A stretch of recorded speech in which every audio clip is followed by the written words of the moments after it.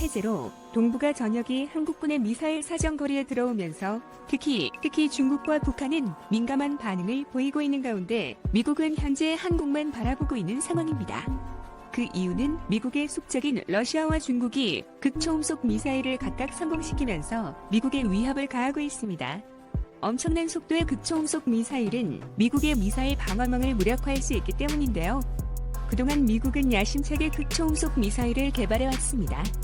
하지만 지난 4월 발사 시험에 실패하면서 극초음속 미사일 기술이 러시아와 중국보다 뒤처져 있다는 평가까지 들으면서 전조국이라는 미국의 군사력에 먹칠을 했습니다. 지난 6일 CNN 방송에 따르면 미 공군은 전날 캘리포니아주 에드워즈 공군기지에서 이륙한 B-52H 폭격기가 공중발사 극초음속 미사일인 AGM-183A ARRW를 발사하는 시험에 성공하지 못했다고 전했습니다. 이 소식은 전 세계를 충격에 빠뜨렸는데요. 유튜브 채널 가장 많이 본 뉴스, 좋아요와 구독은 영상 제작에 매우 큰 힘이 됩니다. 그동안 압도적인 군사력을 자랑하는 미국이 비대칭 전략이라고 할 수 있는 극초음속 미사일 기술력이 러시아와 중국에 비해 떨어진다는 증거도 있기 때문입니다. 이 일로 어깨에 힘이 들어간 중국은 미국의 극초음속 미사일 기술력이 중국과 8년의 격차를 벌렸다며 많은 매체에서 대대적으로 다뤘습니다. 중국 극초음속 미사일 둥펑이 미국 전역을 포격할 수 있다는 댓글들을 많이 볼 수 있습니다. 그런데 이런 중국인들마저 배기면 백극초음속 미사일에 있어서는 러시아 앞에서 무릎을 꿇는데요. 현재 중국 인터넷에서는 중국의 둥펑 미사일과 러시아의 지리콘 중 누가 더 센가에 대한 주제로 많은 네티즌 사이에서 이슈가 되고 있습니다. 아예 대놓고 중국의 둥펑보다 러시아의 지르콘이 더 대단했다는 전문가들의 의견도 쉽게 찾아볼 수 있습니다. 보여주고 있는 영상에서는 러시아의 지르콘 미사일이 대기권 중간 단계 요격을 막고 지상 레이더의 탐지를 불규칙한 움직임으로 피해 지상 방공무기가 쉽게 요격하기 힘들다고 전했습니다. 그렇기 때문에 중국도 극초음속 미사일 둥펑을 운용하면서 요격이 어려운 건 마찬가지지만 지르콘 미사일보다 사격거리도 짧고 속도도 느려 러시아 미사일의 타격 효율이 높을 수밖에 없다고 말했습니다. 이는 고스란히 기술의 격차를 반증하는 것을 보여주는 영상이었습니다. 중국인들도 극초음속 미사일에 있어서는 러시아의 지르콘이 갑이라며 러시아의 기술력을 인정하고 있는 모습을 보입니다.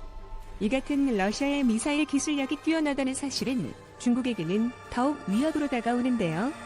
실제로 러시아는 극초음속 미사일 발사에 성공한 영상을 공개했습니다. 바다 한가운데 러시아의 한 구축함 수직 발사관에서 갑자기 튀어나온 지르콘은 수직으로 수미터를 상승한 후 순간적으로 타격 목표물을 향해 90도로 꺾어 날아가더니 강한 불빛과 함께 순식간에 사라졌습니다.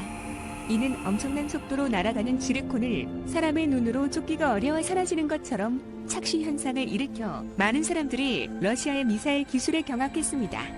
사실 미국에서는 중국과 러시아를 견제하기 위해 이번 미사일 지침을 폐지했다고 하는데요. 한국이 그들을 견제해주길 바라고 있다는 전문가들의 의견이 있습니다. 한국은 지난 한미 정상회담에서 미사일 사거리 제한 지침을 5나 전 폐지한 후 극초음속 미사일 개발이 순조롭게 되고 있다고 다시 한 번 더 강조했습니다. 미사일 개발 속세로 불리던 한미 미사일 지침의 전면 폐지로 한국은 이제 그 어떤 것에도 구애받지 않고 미사일 개발을 할 수 있는 길이 열렸는데요. 사실 한국은 미국, 프랑스, 러시아, 일본과 같은 강대국들에 비해 극초음속 관련 기술 개발에 있어서 후발주자에 속하지만 90년대 이후에 기초선행연구를 본격적으로 개시하면서 개발국 대열에 합류했습니다. 한국은 이러한 연구 성과들을 바탕으로 2018년부터 마하오 이상의 지상발사 극초음속 미사일 기술을 개발 중이며 2023년까지 발사 시험을 완료할 계획이라고 밝혔습니다. 이외에도 한국과학기술원은 2014년 초고속 비행체 특화 연구센터를 방위사업청의 지원 아래에 설립해 극초음속 관련 기반 기술을 습득 중이며 방산기업인 현대로템도 이중연소 램제트와 극초음속 비행체에 관한 연구를 진행 중입니다. 이미 우리나라는 KF-21 보라매 전용 극초음속 공대공 미사일을 개발하는 과정에서 램제트 추진 방식의 기술력을 확보한 상태인데요. 램제트 방식은 기존의 미사일 방식과는 다른 기술입니다. 탄두 부분의 흡입구를 통해 공기가 들어오게 되고 내부의 램제트의 특수 형상을 한 구조물을 통과한 후 급격히 좁아지게 하여 공기를 압축하게 됩니다. 그럼 이 압축 과정의 내부의 고체 또는 액체 연료와 반응할 수 있을 만큼 공기의 온도가 증가하는데요. 연소실에서 연료가 연소되면서 엄청난 추진력을 얻는 방식입니다. 이 기술의 선두주자는 러시아인데요. 러시아는 이미 지르콘이라는 괴물 극초음속 미사일의 연구 개발을 완료하고 실전 배치까지 한 상태입니다. 지르콘은 2010년대에 등장해 세계를 놀라게 했는데요. 지르콘 미사일의 길이는 약 8m이며 중량은 대략 400kg입니다. 최대 속도는 탄도미사일로서 사용할 경우 마하 27이며 순항미사일 모드에서는 무려 마하 8에 달하며 최대 사거리는 2000km입니다. 이런 속도와 사거리가 가능한 이유는 램제트 추진 기관을 채택했기 때문인데요. 중요한 것은 지르콘 미사일은 순항 미사일로 분류된다는 점입니다. 탄도미사일처럼 중력 가속도를 이용하지 않고도 추진체로만 극초음 속에 이르러 적을 공격합니다. 지르콘은 순항 미사일의 강점과 탄도미사일의 어마어마한 속도를 겸비한 러시아의 핵심 기술이라고 할 수 있죠. 특히 지르콘은 순항 미사일처럼 세스키밍 방식으로 바다 표면 위를 날아 적이 방공 레이더를 피하면서 목표를 정확히 타격할 수 있다는 장점이 있습니다. 우리나라 국방부는 극초음속 미사일 개발 의지를 공개적으로 드러낸 이후 지난 16일 전군 주요 지휘관 회의에서 다양한 해양, 대량 살상 무기 위협을 전략적으로 억제하는 차원에서 러시아제 극초음속 유도탄을 소유 결정하겠다는 의지를 밝혔습니다. 그 회의에서 거론된 소유 방식은 연구 개발 또는 직접 도입을 의미합니다. 일각에서는 러시아가 과연 전략 무기를 이전해주겠냐라는 의문을 가질 수 있지만 이는 우리나라가 아닌 러시아에서 우리나라로부터 얻은 차관을 지불하는 대신 무기나 군사 관련 기술을 이전해주는 불공 사업을 언급하며 먼저 제시한 것으로 보고 있습니다. 또 다른 일각에서는 우리나라가 과거에 하운트 미사일을 도입했던 것과 마찬가지로 선도입 후 기술 이전으로 예상하고 있는데요. 우리나라는 2005년부터 초음속 대함 미사일의 개발을 시작하여 2015년 개발 완료를 목표로 했었는데 그 개발 모델이 바로 러시아의 세계 4대 초음속 대함 미사일인 P-800 야혼트였습니다. 야혼트의 스펙을 보자면 전체 길이는 9m이며 전체 폭은 0.7m이고 무게는 3톤으로 절대 작지 않은 크기인데요.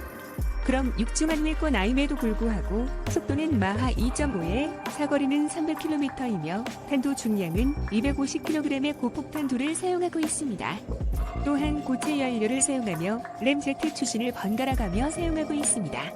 야혼트의 또 다른 장점으로는 민첩함을 이용해 적이 방공망을 피할 수 있게 변침점을 설정할 수 있는데요. 이 기술은 우리나라 한대함 미사일 해성을 개발하는 데 핵심 기술을 확보할 수 있도록 도움을 주었습니다. 또한 야혼트 기술은 우리나라 공대함 유도탄이 램제트 기술의 기반이 되었고 다른 나라들이 이 기술을 개발하려면 몇십 년이 걸릴지 모르는 상황을 단시간에 줄였습니다. 이 초음속 대함 미사일 기술은 우리나라가 러시아의 기술 자문료를 내고 완전히 기술 이전을 받았습니다. 여기에 우리나라는 선진적인 한국의 반도체 기술과 정보기술 기술까지 접목해 우리나라만의 램제트 미사일을 보유할 수 있게 되었습니다. 중국인마저 인정하는 러시아의 지르콘 기술력까지 더해지게 되면 한국은 미사일 거리에 구애 없이 더 빠른 속도로 중국과 일본을 타격할 수 있게 되는데요. 이에 중국 관영 매체인 한국시보는 지난 25일 중국은 한국에 대해 경계해야 한다며 보도했습니다. 자오르젠 중국 외교부 대변인은 한미 미사일 지침 폐지로 중국 일부 대도시가 한국 미사일의 사정권에 들어올 수 있다는 지적에 불편의 기색을 내뿜으며 직접적인 답변은 피했는데요. 네티즌들은 이에 진짜 무섭다. 이제 3살짜리 아이 한국의 손에 부엌을 쥐어준 것이다 다름없다. 그리고 이 부엌칼은 언제든 마이크 타이슨 미국의 명치를 칠 수도 있다. 하지만 타이슨 이 아이에게 부엌칼을 쥐게 할 수 있지만 부엌칼을 휘두르게 할 일은 절대 용납하지 않겠지. 라며 동북아에 미치는 한국의 위력을 견제하는 듯한 반응을 많이 볼 수 있었습니다. 우리나라가 만약 러시아의 지르콘 미사일의 기술을 확보하게 된다면 우리의 단연간의 극초음속 미사일 기술 개발 경험과 맞물려 독자적인 한국의 극초음속 미사일을 가질 수 있게 되는데요. 결과적으로 미국보다도 선진적인 극초음속 미사일 보유국이 될 것으로 기대하고 있습니다. 이에 따라 미국은 한국의 쿼드 참여를 적극적으로 권유하고 있는데요. 이번 미사일 사거리 제한 해제가 많은 전문가들이 예측하듯 미국이 한국의 전력을 중국 견제에 이용하기 위한 것이기 때문이죠. 중국이 이렇게까지 불안해하는 이유는 한국이 미국의 우방국임에도 불구하고 러시아의 기술을 이전받을 수 있는 것에 대해 러시아와 중국의 관계가 점점 소원해지고 있다고 생각하기 때문인데요. 중국조차도 러시아를 완전히 신뢰하지 못하고 러시아 또한 중국을 잠재적적으로 생각하고 있습니다. 이런 상황에서 한국의 앞으로의 행보가 세계의 주목을 받고 있는데요. 동아시아 평화의 열쇠를 주게 된 한국이 한국인으로서 자랑스럽습니다. 시청해주셔서 감사합니다. 이 동영상은 유튜브 채널 가장 많이 본 뉴스에서 제작하여 게시한다. 구독과 좋아요, 알람 설정은 좋은 영상을 만든 해제로 동북아 전역이 한국